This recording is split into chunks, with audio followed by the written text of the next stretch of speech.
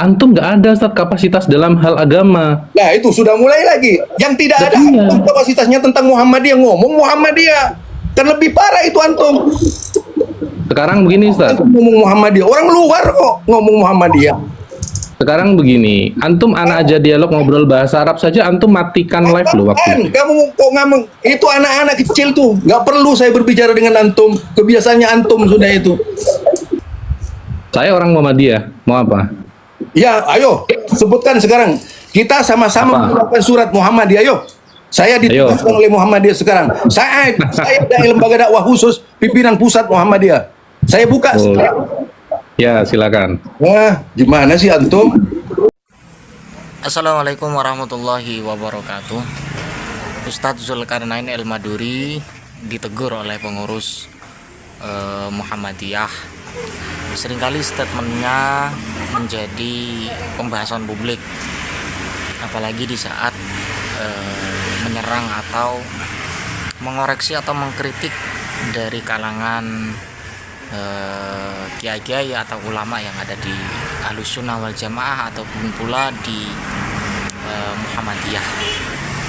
Ternyata Ustadz Zulkarnain El Maduri itu katanya sih pengurus cabang dari Muhammadiyah. Jadi bukan begitu orang yang ada di pengurus tertinggi kayak gitu. Ini ada teguran lucu dan juga Ustadz Zulkarnain El Maduri marah-marah. Setelah diskusi dengan saya kemarin itu, ya kita tahu bagaimana ketika mengungkapkan referensi dan kemudian dalil. Kalau saya amati cuma bisa statement saja, pintar mengoreksi tapi tidak bisa menguraikan redaksi yang harus dipertanggungjawabkan. Makin jelimet, nggak akan bakalan ngerti itu. Apalagi Saya itu Muhammadiyah seperti apa. Saya itu ditelepon. Kaidah-kaidah tarjih Muhammadiyah yang terdiri dari 16 bagian itu. Begini ya, Banyak tuh, begini. termasuk persoalan-persoalan hadis dan sebagainya. Lah sekarang Ustaz Adi Hidayat misalnya membicarakan kunut subuh, sama sekali tidak mewakili Muhammadiyah itu. Begini Ustaz, antum kalau marah-marah, kalau antum marah-marah begitu, ini audiens ini, Antum sebenarnya audiens. marah. Kalau tidak marah tidak dendam begitu. Antum marah Begini. sebenarnya. Gayanya Enggak, tapi nada anak tenang Ustaz. Antum ngegas nadanya. tenang tapi nyakitin gitu. Antum tahu nggak? Ya dalam dialog itu perbedaan Antum pendapat. merendahkan biasa kan? Antum merendahkan orang nomor 1 itu. Antum nggak ada Ustaz kapasitas dalam hal agama. Nah itu sudah mulai lagi. Yang tidak ada Iya. antum kapasitasnya tentang Muhammadiyah, ngomong Muhammadiyah. Kan lebih parah itu antum. Sekarang begini Ustaz. Antum ngomong Muhammadiyah. Orang luar kok ngomong Muhammadiyah. Sekarang begini, antum anak aja dialog ngobrol bahasa Arab saja, antum matikan live loh waktu itu. Kamu kok ngomong itu anak-anak kecil tuh. Nggak perlu saya berbicara dengan antum. Kebiasaannya antum sudah itu. Antum itu saya ajak ngobrol bahasa Arab aja, antum matikan live saat marah-marah. Marah. Kenapa antum begitu gitu? Kok sakit hati dengan saya? Ada apa? Ada apa coba? Kok tiba-tiba? Oke, pelan-pelan saya jawab Ada ya. apa, antum? Oke, saya jawab ya. Tapi gantian kita ngomongnya biar enak. Ini yang nonton banyak loh. Antum udah ditonton 210 orang loh. Ini banyak kok yang nonton banyak gitu. Sekarang jelas. Ya, antum ditonton Antum Muhammadiyah 210 sebagai apa itu saja. Kalau memang Oke, orang Muhammadiyah, kalau bukan orang Muhammadiyah, antum kenapa berbicara Muhammadiyah? Saya orang Muhammadiyah. Mau apa? Ya, ayo sebutkan sekarang. Kita sama-sama Apa? mengucapkan surat Muhammadiyah. Ayo. Saya ditugaskan oleh Muhammadiyah sekarang. Saya dari lembaga dakwah khusus pimpinan pusat Muhammadiyah. Saya buka. Oh. Ya, silakan. Wah, gimana sih antum? Silakan buka. Itu kan Oh, sudah- kita mau Kalau saya dari berbicara lembaga tema dakwah khusus apa? pimpinan pusat Muhammadiyah. Kenapa antum? Mau? Antum sekarang tuh begini ya, Muhammadiyah itu kulturnya itu sudah moderat gitu ya. Mereka sudah mengalami moderat nggak ada. banyak- Itu banyak semua nggak ada. Di mana ada Muhammadiyah moderat? Tarjih Muhammadiyah semua orang bisa mengakses keputusan-keputusan Muhammadiyah itu, semua orang bisa mengakses gitu ya. Jadi Silakan cari tahlilan di Muhammadiyah yang membolehkan siapa? Cari sana.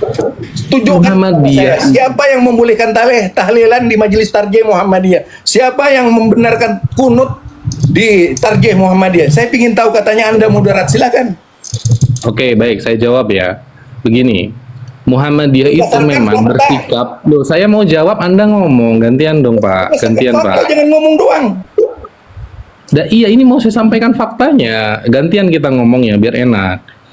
Muhammadiyah itu memang tidak melakukan tahlilan seperti yang Anda sebut, tidak melakukan maulid, betul. Hanya saja sekarang sikap mereka itu bukan menyerang tahlilan dan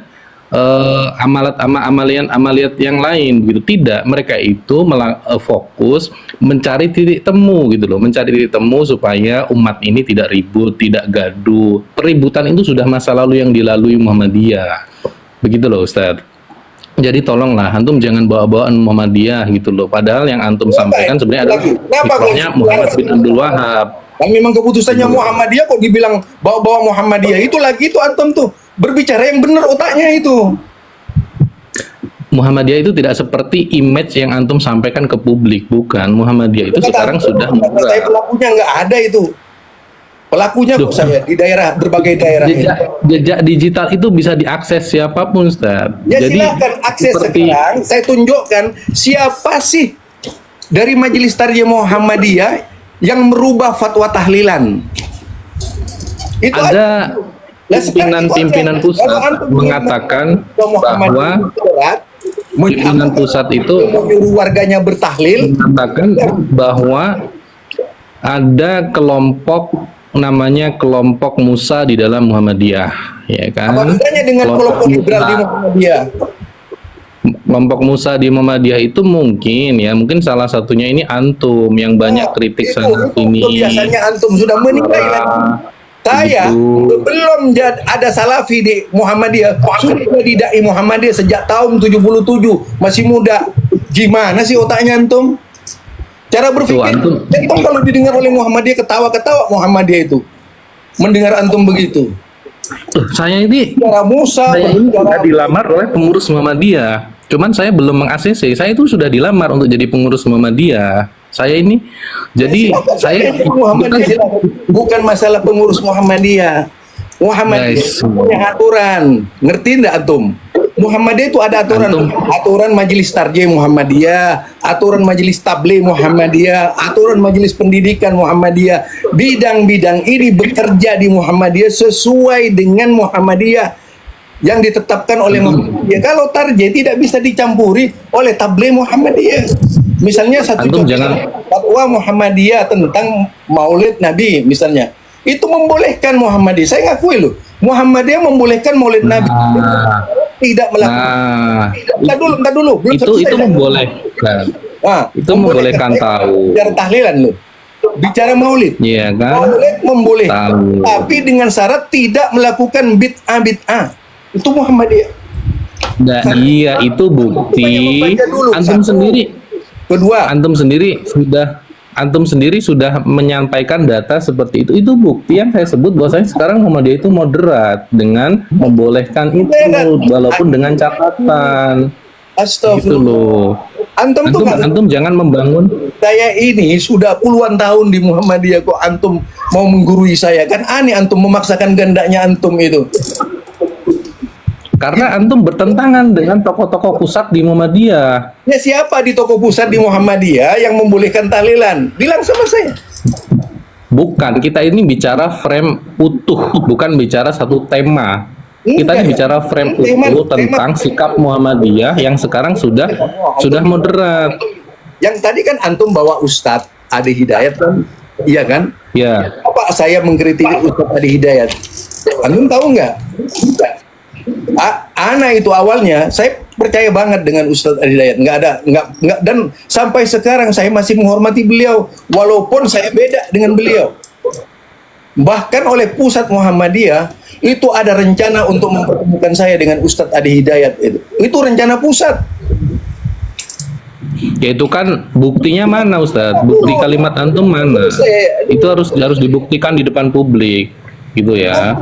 Itu kan bisa saja Nah, saya cuma antum saja di Pak Ustadz. antum saja Ya. di Muhammadiyah saja hanya sebagai pengurus DPC gitu lah. Antum hanya cabang DPC gitu nggak ada ya. DPC, PCM. Ya cabang. Antum tuh hanya cabang di Majelis Tarjih, tapi gaya antum itu seperti PP Tarjih gitu loh. Lah, Jadi kita ini bingung saya lihat kalau datang ke pimpinan pusat Muhammadiyah, tidak ada seorang pun yang menghalangi saya bicara. Bahkan dulu saya diminta membicarakan masalah Wahabi di pimpinan pusat Muhammadiyah. Itu terus terang saya. buktikan saja secara digital karena antum banyak Iya, berbicara ada, digital gitu loh. digital ada sih. Kalau antum tanya ke pimpinan pusat siapa Zulkarnain, baru antum tahu itu. Tanya ke pimpinan pusat Muhammadiyah, baru tahu antum itu. Kalau antum cuma kasak kusuk seperti itu, antum tidak akan menemukan saya gitu. Lah, Emang antum siapa? Perasaan antum bukan siapa-siapa deh. lah iya kayak itu kan antum yang merendahkan biasa kan. Ya memang bukan siapa-siapa Ustadz, kapasitas Saya intelektual antum tidak itu bisa ada ditebak. Muhammadiyah malah apa oleh Bapak Abdul Mukti dipanggil. Ustaz Jul diskusi. Pak Haidar Nasir itu akrab dengan saya, akrab banget walaupun saya cabang. itu kan perasaan antum aja. Ketika ada seorang Itu Nahdien perasaan. itu menyinggung masalah sikapnya Muhammadiyah soal hari raya yang dikatakan menentang pemerintah, yang suruh menanggapi saya itu oleh pusat lewat digital. Sampai sekarang ada itu, silahkan di YouTube buka, ada saya di situ. Kiai siapa yang Sebenarnya kalangan Nahdien tuh hari ini tuh sudah mulai respect dengan orang-orang Muhammadiyah. Hanya saja kehadiran antum dengan narasi yang antum bawa gitu kan, itu justru merusak hubungan baik antar Nahdien dan Muhammadiyah begitu loh. antara Majelis Tarjih Muhammadiyah ya. Bedakan tuh dengan Majelis Sosial Muhammadiyah itu beda. Kalau soal hubungan misalnya Muhammadiyah sampai sekarang tidak ada masalah berbicara dengan NU, itu kan ada. Dari sisi ideologis saja sudah berbeda NU dan Muhammadiyah. Beda loh. Terlalu beda jauh malah. Ustaz, ini ya, antum itu di mata pihak yang kontra itu adalah Wahabi yang nyusup ke Muhammadiyah gitu loh. Itu antum bertanggung jawabkan dulu. Kiai Haji Ahmad Dahlan disebut Wahabi kok. Sampai mau dibunuh Kiai Haji Ahmad Gini Dahlan, ya. bahkan dikafirkan. Buya Tapi rujukan dari kitab-kitab Kiai Haji Ahmad Dahlan itu tidak ada loh yang merujuk kepada Muhammad bin Abdul Wahab. Tanya kepada ahli Muhammadiyah, bagaimana ketika Kiai Haji Ahmad Dahlan mau dibantai di Banyuwangi gitu? Kenapa tidak saja? Kalau mau baca Muhammadiyah itu secara tuntas, antum tidak akan pernah tahu misalnya pertemuan Muhammadiyah dengan keluarga Kiai Haji Asim As'ari pada waktu itu bagaimana gitu. Kalau ini saya nggak akan bongkar di sini. Nggak ada gunanya membongkar ya. Itu masalah lama bagi saya itu. Jadi mencoba menjustis seseorang seperti itu. Oh, ini kapasitasnya ini kecil begini. Aduh, itu sama dengan merendahkan orang lain. Karena bukan merendahkan Ustaz, bukan merendahkan, tetapi lebih ke mengingatkan untuk tahu diri. Ya, samalah. Saya juga mengingatkan antum untuk tahu diri. Siapa saya gitu. Ya, terima kasih. Baik-baik. Ya, sama, terima kasih juga. Jangan nggak perlu marah-marah, biasa aja ngadepi perbedaan itu biasa aja. Karena kebenaran yang antum yakini itu tidak bisa dipaksakan juga. Artinya kita nyampaikan saja apa yang kita yakini. Itu malah justru enak, Ustaz.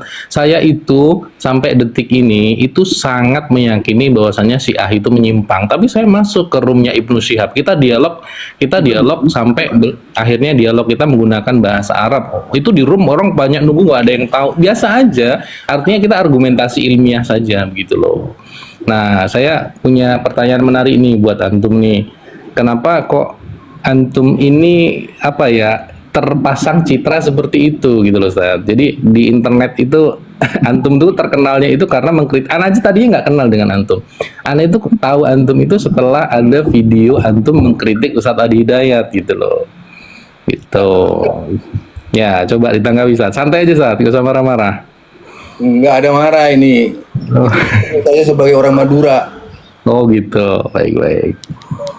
Ya, Tahu Madura kan kalau berbicara kayak apa gitu.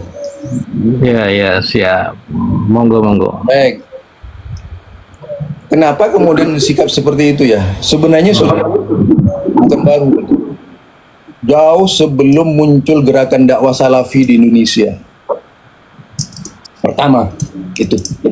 Jadi sejak tahun 77 saya sudah dikirim ke berbagai daerah sebagai dai lembaga dakwah khusus PP Muhammadiyah menangani kristenisasi, memahami kristolog, bukan hanya sekedar seorang yang memahamkan tarje, tapi juga kristologi, menyerang kelompok-kelompok non muslim itu di daerah-daerah tertentu. Bahkan untuk itu Muhammadiyah melatih saya itu dengan berbagai konteks yang berkaitan dengan kristenisasi. Jadi bukan ya. Kemudian ketika saya berbicara tentang Muhammadiyah, ini kan dibenturkan dengan berbagai paham yang ada.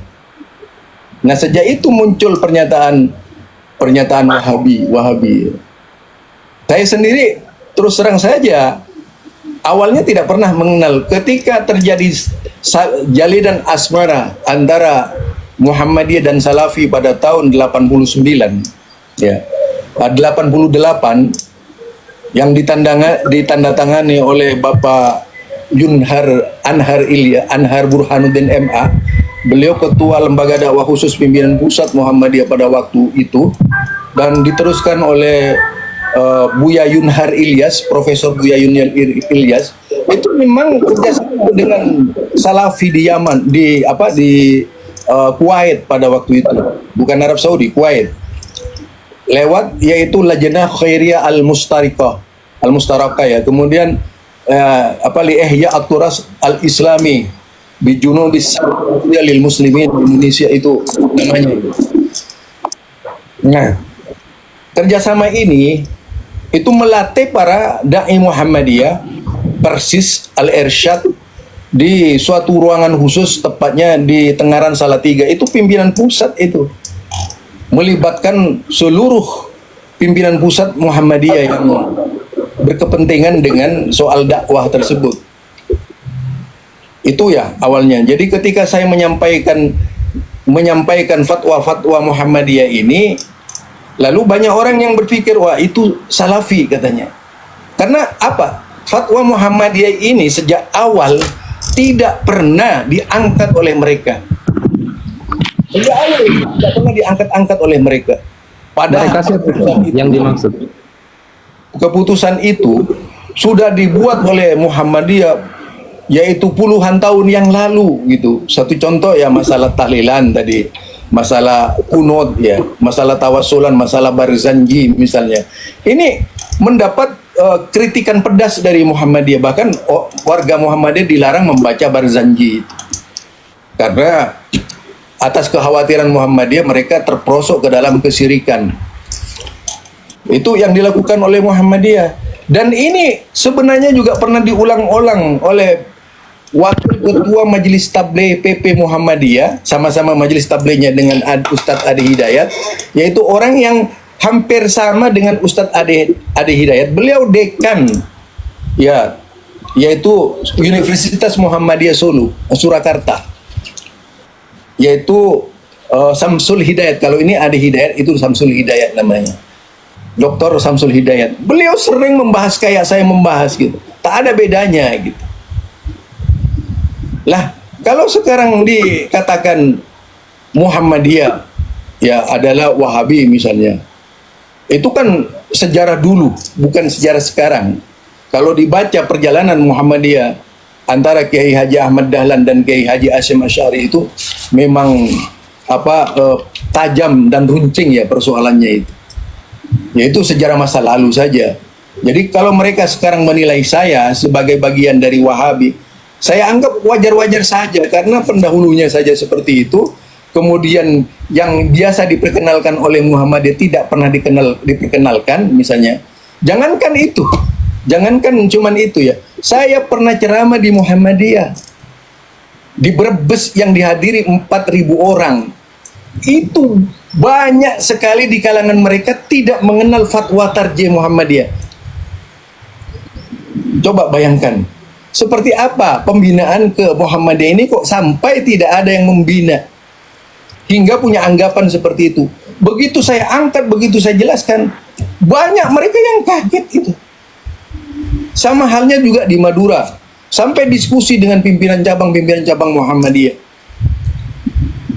Benar itu. Jadi mereka ini seharusnya yang awal orang tua kami di Muhammadiyah itu sudah banyak paham tentang Muhammadiyah. Kenyataannya tidak, karena terlalu sibuk dengan pola yaitu pendidikan yang seringkali menjadi lahan basah dan hingga menjadi rebutan di daerah-daerah itu. Menyebabkan mereka melupakan tugas utama Muhammadiyah yang berkaitan dengan Majelis Tarjih Muhammadiyah. Jadi kan Muhammadiyah itu menjadi gerakan dakwah Islam karena masih ada Majelis Tabligh dan Majelis Tarjih. Kalau